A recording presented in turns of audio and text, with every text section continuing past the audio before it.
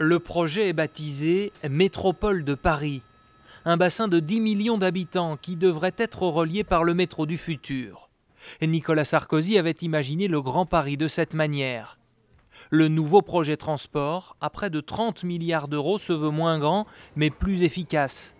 Un RER modernisé, 72 gares en service d'ici 2030, un nouveau maillage qui inquiète la droite. C'est comme quand vous réalisez une autoroute, si elle ne boucle pas, ou un périphérique, s'il ne boucle pas, eh bien le projet ne marche pas. Et moi, ma crainte, c'est la dénaturation du Grand Paris. C'est que ce Grand Paris se réduise à plusieurs tronçons de transport en commun, qui seraient autant de bouts de ligne qui ne mèneraient nulle part. L'un des enjeux du nouveau réseau de transport, la construction. Le projet prévoit la création de 70 000 logements par an, contre seulement 40 000 à l'heure actuelle. Et c'est un conseil métropolitain nouvellement formé qui gérerait ces questions.